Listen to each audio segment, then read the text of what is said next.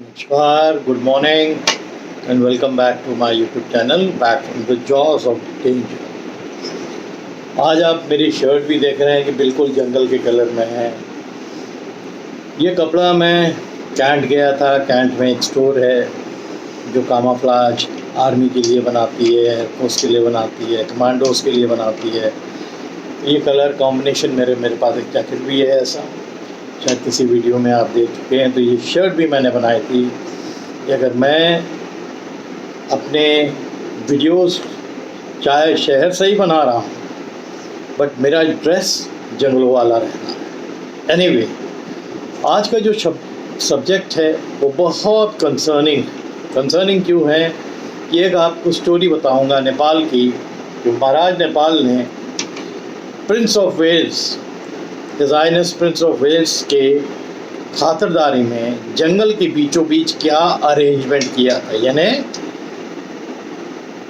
जंगल का शाही शिकार और अरेंजमेंट नेपाल के महाराज ने उनके आने के इनविटेशन दिया था। उनको आने के लिए इनवाइट करने के बाद जो अरेंजमेंट था ना, वो सुपर डुपर जिसको बोलते हैं। अभी मैं धीरे धीरे आपको एक्सप्लेन करूंगा, बट जो सबसे बड़ी नुकसान की चीज़ है as a wildlife lover कि आज हम जूझ रहे हैं जंगली जानवरों को अपने अपने जंगलों में बचाने के लिए। और किस तरह मुग़लों ने, उसके बाद अंग्रेज़ों ने और राजा महाराजाओं ने जानवरों की बुचरी की है शाही अंदाज में। इस कहानी में उसकी एक मिसाल है। नेपाल महाराज ने प्रिंस ऑफ वेल्स को इनवाइट किया था, तो इंतज़ाम भी, क्योंकि प्रिंस आ रहे थे, इंग्लैंड के आ रहे थे, तो उनका इंतज़ाम भी बहुत पुख्ता रखा था। प्रोग्राम ये रहता था कि दिन में हाके होंगे, दर्जनों के हिसाब से हाथी, उसके एक से एक सजे हुए हौदे पे बैठे हुए अंग्रेज लॉर्ड्स, महाराज के साथी सोफिस्टिकेटेड राइफल्स के साथ हाके में, चाहे टाइगर निकले, चाहे लेपर्ड निकले, चाहे राइनो निकले, चाहे हाथी निकले, चाहे वाइल्ड बोर निकले, चाहे बड़े हिरण प्रजाति निकले, जो निकलता था वो धड़ाधड़ बुचरी हो रही थी। यानी वो समझ लीजिए कि एक तरीके से कसाई खाना उसको मैं बोलता हूँ। वो शिकार नहीं है, आप बोलते हो रॉयल शिकार, मैं उसको बोलता हूँ बुचरी। तो वो बुचरी होती थी कि धड़ाधड़ फायर कर रहे हैं, जानवर बेचारे गिरते जा रहे हैं, और नेपाल आर्मी के लोग लगे हुए थे साथ में। सैकड़ों गांव के लोग लगे हुए थे जो तराई एरिया के थे, और इतनी पावरफुल राइफल्स थी कि अगर वो गेंडे जैसे या हाथी जैसे जानवर को मार दे तो वो 2-3 कदम आगे आता, तब तक दूसरा फायर कहीं ना कहीं से लग जाता था। तो ज़बरदस्त इंतज़ाम उनके हिसाब से था। मेरे हिसाब से मैं तो उन जानवरों के बारे में सोचता हूँ जो अपनी जगह पर रह रहे हैं, उनको हाके से भगाया जा रहा है, और उनको आप हाथी की हाइट की सेफ्टी में बैठ के सोफिस्टिकेटेड राइफल से धड़ाधड़ मार रहे हैं। ये था शाही शिकार। मैं पहले भी कुछ वीडियोस डाल चुका हूँ, और ये जो स्टोरी मैं आपको बता रहा हूँ एक अंग्रेज ने ही लिखी, उसका वर्णन किया है। बड़े दिल और क्या अरेंजमेंट होता था, और दिल हम लोग जैसे लोगों के लिए जो आज हम लोग सुरक्षा में लगे हैं वाइल्ड लाइफ की, कि हमारे टाइगर्स ख़त्म हो रहे हैं जंगलों के अंदर, उनको कैसे सुरक्षित रखा जाए, हमारा ये जानवर ख़त्म हो रहा है, हमारा वो जानवर ख़त्म हो रहा है, कितने बहुतेरे थे और किस तरह ख़त्म हुए हैं, और कौन जिम्मेदार है इसको ख़त्म करने में, उसकी एक कहानी है। तो मैंने जैसे बताया, दिन में शिकार होता था।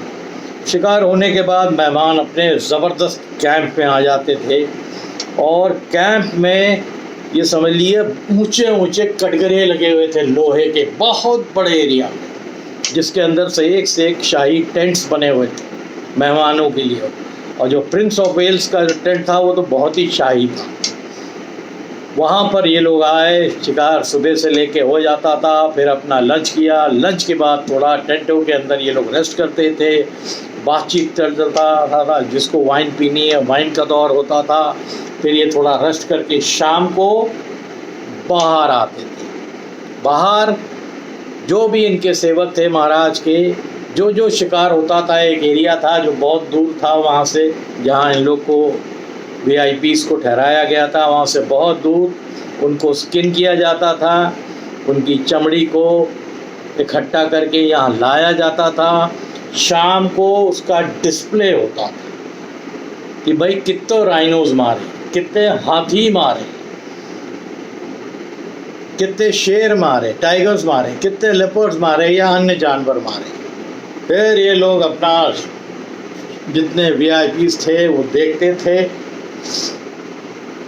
और उन स्किन को वापस ले लिया जाता था, जहाँ से उनकी सफाई करके जो भी अरेंजमेंट होना था उनको स्किन करने के बाद कलकत्ता भेजना था, टैन होना था, जो भी रहता था।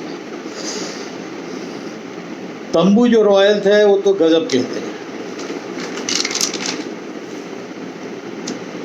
और जो घेरा हुआ एरिया था, जिसको मैंने बोला कटघरों से घेर रखा था, एक ऊंचा मचान भी बीचों बीच बना हुआ था जिसमें सीढ़ियाँ बनी हुई थी। अगर रॉयल्टीज शाम को चाहे तो उसमें बैठ सकती थी, ऊपर जाके कुर्सी टेबल सब उसमें मचान में अरेंजमेंट रहता था। आर्क लाइट्स जो इलेक्ट्रिसिटी से चलता है वो लगा दिए गए थे, पेड़ों में सब लैंप्स सजे हुए थे, आर्क लाइट्स सजाए हुए। एक खूबसूरत मंजर हो, अगर आदमी कोई दूर से देखे तो पता लगे। नीचे बॉन फायर रहता था, हो हल्ला जंगल के अंदर हो रहा है। जो जानवरों का एरिया है उनको ही वहाँ ख़त्म किया जाता था, वो भी एक बुचरी के फॉर्म पे, धनाधन धनाधन धनाधन जैसे वॉर हो रहा है, ठीक है। और नेपाल की आर्मी रात में वहाँ पर पेट्रोलिंग करती थी कि कोई जानवर रात में घुसने की कोशिश ना करे। वहीं पर अंदर पकवान के लिए शाही आपका किचन था, जिसमें जो भी आप सोचिए कि आलीशान से आलीशान जो पकवान थे वो खानसामे थे, वो बनाते थे। शाम को लॉन्स था, लॉन के ऊपर टेबल्स लगे रहते थे और सजा के रखे रहते थे। महाराज साहब और जितने भी गेस्ट थे जब आके बैठते थे अपना, वहाँ जो भी इनके ड्रिंक्स थे वो चलते थे। फिर ड्रिंक्स का दौर ख़त्म होता था तो फिर शाम की डिनर की तैयारी होती थी। और थोड़ा सा वर्णन मैं जो अपने चीफ गेस्ट थे प्रिंस ऑफ वेल्स के टेंट के बारे में देता हूँ। उनके टेंट वो तो सबसे शाही था, ज़बरदस्त तरीके से सजाया जाता था, और मच्छरदानी सब रहती थी ताकि मच्छर ना सजाए, अंदर घुस पाए। और जो उनका टेबल था, राइटिंग टेबल था, वो मोमेंटोज से सजा हुआ था। यानी अलग अलग जो जानवर पहले महाराज साहब ने मारे होंगे उनके मोमेंटोज से सजा हुआ था। राइनो हेड है, लेपर्ड का हेड है या टाइगर का हेड है, ऐसी चीज़ है। और राइनो की हूफ्स हैं, हॉर्न्स हैं, जो उसका हॉर्न था उससे कुछ चीज़ बनी हुई थी, वो सजी हुई थी। टेबल बड़ा सा टेबल था उनका, जो राइटिंग टेबल था। और कमाल तो ये था कि उसी अरेना के अंदर महाराज साहब ने अपना पोस्ट एंड टेलीग्राफ का भी एक ऑफिस रखा था, क्योंकि जब इस तरह का शाही शिकार का इंतज़ाम होता था तो वो कई दिनों तक चलता था। और क्योंकि कई दिनों तक चलता था तो उसका इंग्लैंड के अंदर खबर जानी है कि साहब पहला दिन क्या हुआ, वो खबर जाया करती थी टेलीग्राफ से या पोस्ट के थ्रू। दूसरे दिन क्या हुआ वो खबर जानी थी। तो अंदर ही उस कटघरे के अंदर एक छोटे से हिस्से में वो भी इंतज़ाम था टेलीग्राफ का। तो महाराज साहब का जो इंतज़ाम था वो बहुत पुख्ता था। इस तरह के, मैं जिन लोगों को इसके बारे में नहीं मालूम है या पढ़ा हो तो बहुत अच्छी बात है, जिन्हें नहीं पढ़ा, मैं तो एक खाली प्रिंस ऑफ वेल्स आए थे, उनको शिकार करने के लिए क्या पुख्ता इंतज़ाम और क्या बेहतरीन इंतज़ाम महाराज नेपाल ने किया था उसका एक वर्णन कर रहा हूँ। कि आर्मी पेट्रोलिंग करती थी चारों तरफ, क्योंकि रात में भी कोई जानवर ना आ जाए। और फिर उन्हीं की टेबल के ऊपर एल्बम्स रखे हुए थे जिसमें जो पुराने शिकार की तस्वीरें थी वो सब थी, महाराज साहब के या और कोई भी VIPs जब आया करती थे नेपाल, उनकी फ़ोटोज़ थी। तो जब प्रिंस ऑफ वेल्स शाम के टाइम पे गए थे तो एक बड़ी लैंप जल रही थी, और जो उनके जो ख़ास लोग थे वो आके बैठते थे, ये लोग वो एल्बम्स देखते थे। एक दिन एक एल्बम देखी, दूसरे दिन दूसरी एल्बम देखी।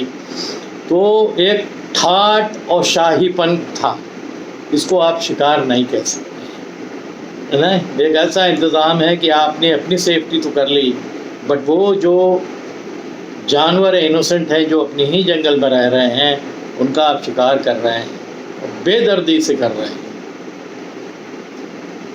मैं तो जब मैंने ये पढ़ा तो मैं तो दहल गया कि अपना शौक़ पूरा करने के लिए राजा महाराजाओं ने क्या हालत जंगलों की कर दी है। आज हम और आप जितने वाइल्ड लाइफ लवर्स हैं वो लगे हुए हैं बचने के लिए, फॉरेस्ट डिपार्टमेंट लगा हुआ है बचाने के लिए, जानवरों को बचाने के लिए। प्रजाति जो विलुप्त हुई जा रही है, कम हुई जा रही है, पर उसका बेसिक कारण हमें सबको मालूम है कि जो मास किलिंग हुई, मास शिकार हुआ, वही बेसिक कारण था। हाके होते थे, हाके में जानवर बेचारे, ढोल और आवाज़ हो रही है, और आपके फ्लेम आग वाला वो लेके अंदर से जंगल से लोग हल्ला करते हुए आ रहे थे, ढोल बजा रहे हैं, फिर हाका देते थे। जानवर बेचारे डर के जिस तरफ रेडी होते थे लोग शिकार के लिए भागते थे, और फिर उनका शिकार हुआ करता था। तो उनका जो प्रिंस ऑफ वेल्स का जो कागज़ फेंकने का वेस्ट पेपर बास्केट था ना, वो भी राइनो के लोअर पैर का हिस्सा था। उससे उन्होंने स्टैंड बनाया था, क्योंकि गहरा होता है, वो गड्ढा था। जो प्रिंस ऑफ वेल्स का अगर कुछ लिख रहे हैं नहीं समझ में आया तो उठाया और उसमें फेंक, तो वो भी राइनो के पैर से बना हुआ। तो किसी चीज़ की कमी महाराज साहब ने छोड़ी नहीं थी उनको खुश करने की। उन्होंने प्रिंस ऑफ वेल्स को तो खुश कर दिया, और ये सिलसिला एक दिन नहीं रहता। रोज़ का ये होता था, डायरेक्शन तय कर लिया जाता था कि भाई ये हमारा कैंप है, और बड़ा ज़बरदस्त एरिया में कैंप बना, और पूरा पहले से सफाई हो गई थी उसकी, और वह काफ़ी स्टाफ रहता था। नेपाल आर्मी वाले वहाँ पर गार्ड रहते थे। जब गेस्ट आके रहने लगे तब तो और ज़्यादा सिक्योरिटी हो गई। और फिर ये होता था कि आज अगर आप नॉर्थ साइड गए हैं तो ईस्ट साइड क्या मिल रहा है, कि अगले दिन उस साइड को शिकार की तैयारी होगी। वो शिकार हो गया, फिर वही सिलसिला चालू होता था। शाम को क्या क्या शिकार हुआ, उनकी चमड़ियाँ आती थी, ये लोग देखते थे। फिर वही सिलसिला, अपनी रॉयल्टी पूरी रात भर हो हल्ला हो रहा, आप जंगल के अंदर कर रहे हैं, हा, वाइन पी रहे हैं, सिगार पी रहे हैं, और वहीं के रहने वाले इनोसेंट जानवरों को आप मार रहे हैं। वो आपकी शान है, क्योंकि आप शिकार करने आए हैं। और वैसे ही होता था। तो ये 4-5 दिन का कार्यक्रम होता था, और चारों तरफ शिकार होता था। एक दिन इस तरफ, एक दिन इस तरफ, एक दिन इस तरफ, एक दिन इस तरफ। तो वो बंधा हुआ था, टेरिटरीज बंधी हुई थी कि आज यहाँ होगा, कल वहाँ होगा। और अगर एक कैंप फोल्ड होता था तो अंत में नतीजा ये आता था कि सैकड़ों के हिसाब से जानवर एक शिकार कैंप में मारे जाते। बड़ा पाइथन दिख गया, उसको ही जाके ठोक दिया, इसको हम सजाएंगे। तो इनके लिए ट्रॉफीज इम्पोर्टेंट थी। टाइगर चाहिए तो खूबसूरत जानवर है, इसको हम ले जाएंगे, इंग्लैंड में नहीं है।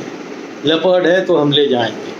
हाथी, राइनो, आप बड़े बड़े जानवरों की बात कर रहा हूँ कि उसको भी नहीं छोड़ते थे। जो आ जाए लपेटे में उसका शिकार हो जाता था, और पूरी तैयारी के साथ होता था।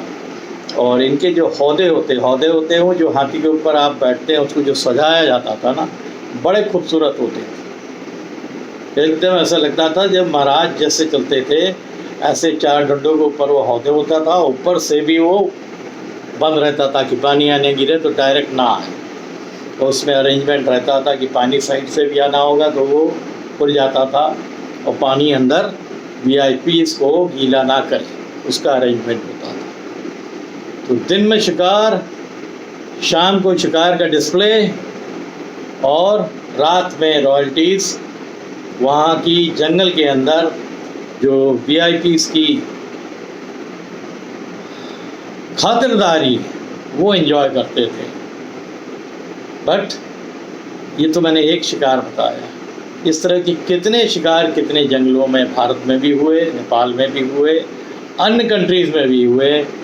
केवल लोगों को गोरों को खुश करने के लिए, लॉर्डशिप्स को खुश करने के लिए, ठीक है, क्योंकि शायद कभी कंट्रीज़ को लगता था कि अब तो इन्हीं के अंडर में हमको रहना है, हमको इनको खुश नहीं करेंगे तो ये हमें आगे हेल्प कैसे करेंगे। बहुत दुखदाई है, मेरे को तो ये सब सुनाते ये लग रहा है, ख़राब लग रहा है। और आप सोचिए कि जिन जानवरों ने इस चीज़ को झेला होगा और जिन बेदर्द लोगों ने ये काम किया होगा, उनके अंदर रत्ती भर शर्म नहीं होगी ऐसा करते करते। आज हम भारत में जो वाइल्ड लाइफ कंजर्वेशन की बात कर रहे हैं, इसकी नौबत बेसिकली बाद में बहुत से लोगों ने हम लोग के अंदर भी नुकसान किया। पोचर्स ने किया, कई लोकल शिकारियों ने किया, महाराजाओं ने बहुत किया, नवाबों ने, महाराजाओं ने बहुत शिकार किए, बहुत नुकसान किया। आज हम अपने डूबती हुई नैया जो कहते हैं उसको, जंगल की जो नैया है उसको, डूबती हुई नैया को बचाने की कोशिश कर रहे हैं। करोड़ों करोड़ों रुपए लगा रहे हैं उनके सेफगार्ड करने के लिए। और बड़ी दुख की बात है कि इंडिया जैसी कंट्री जहाँ वाइल्ड लाइफ भरी हुई थी चारों तरफ से, आप चाहे यहाँ चलिए, चाहे वह नेपाल के तराई एरिया में चलिए, चाहे जहाँ जाइए, साउथ इंडिया जाइए, जंगल भरा हुआ था। और उसको ख़त्म करने का भी श्रेय हमारे अपने लोगों को ही है। कमाल ये है कि दूसरों को खुश करने के लिए, और लिखने वाला एक अंग्रेज है जिसको खुद दुख हुआ कि एक रॉयल शिकार में उस जंगल में कितना बड़ा नुकसान होता था और उसमें कितने, उस समय के कितने लाख रुपए लगते होंगे। आज तो हम ले तो करोड़ों में चला जाए। तो उम्मीद करता हूँ ये बहुत इन्फॉर्मेटिव एक वीडियो है। मैंने जब पढ़ा इसके बारे में मैं तो दहल गया और मैंने कहा कि हमें आप लोग सब के साथ ये शेयर करना चाहिए कि आज हम जिसको बचाने की कोशिश कर रहे हैं उसकी शुरुआत कैसी हुई और क्यों हुई। तो इसको सब लोग गहराई से सोचिए। और जो भी वाइल्ड लाइफ लवर्स है ना, ये खाली फॉरेस्ट डिपार्टमेंट का काम नहीं, वाइल्ड लाइफ लवर्स का भी बहुत बड़ा इसमें पार्टिसिपेशन होना चाहिए। ये हमारी धरोहर है वाइल्ड लाइफ, इसके जानवर, उनको हमें कैसे सेफगार्ड करना है, उनकी सेफ्टी के लिए क्या करना है, ये बहुत ज़रूरी है। जो चीज़ हो गई है उसको तो हम वापस नहीं ला सकते हैं, बट जो आने वाला समय है वो कैसे अच्छा हो उसके बारे में हम सब ज़रूर सोच सकते हैं। उम्मीद करता हूँ कि ये वीडियो आप लोगों को पसंद आया होगा। अगर आया है तो ज़रूर। अब बहुत से लोग बोलते हैं कि सर आप कुछ फ़ोटोज़ डालिए पुराने, जैसे आज मैं पुराना बता रहा हूँ कि वो किस तरह होते थे। हो सकता है कुछ फ़ोटोज़ मेरे को मिल जाए तो मैं डालूँ, बट बेसिकली मैं जो सुनाता हूँ ना, अगर आप ठीक से उसी को समझ जाओगे तो उस गहराई को आप समझ जाओगे कि मैं क्या बोलना चाहता हूँ। तो अभी के लिए इतना ही। आप लोग खूब हेल्दी रहिए, गर्मी बहुत बढ़ गई है, सावधान भी रहिए, and better take care of your health, जो सबसे इम्पोर्टेंट है। फिर दोबारा किसी वीडियो के साथ जुड़ूंगा। जैसे मैंने बोला अभी बहुत जगह जाना, इस समय एडमिशन का टाइम है एकेडमी में भी। अभी कल ही मेरे को एक नई जगह से न्योता आ गया कि आप अपनी एकेडमी की ब्रांच, एक बहुत बड़ा स्कूल है संस्कृति, दिल्ली में तो बहुत बड़ा स्कूल है, उसकी एक ब्रांच यहाँ हुई है। उसके प्रिंसिपल ने मेरे को बुलाया था। सॉर्ट आउट हो जाएगा हमारा, तो मैं खुश हूँ कि अगर मैं एक क्रिकेटर हूँ और उनको मैं सर्विस दे सकता हूँ ताकि वहाँ के भी बच्चे बेनिफिट करें, उस एरिया के भी बच्चे बेनिफिट करें, तो ये मेरा कर्तव्य है। तो आप लोग सब हेल्दी रहिए एंड तगड़े से रहिए। Thank you.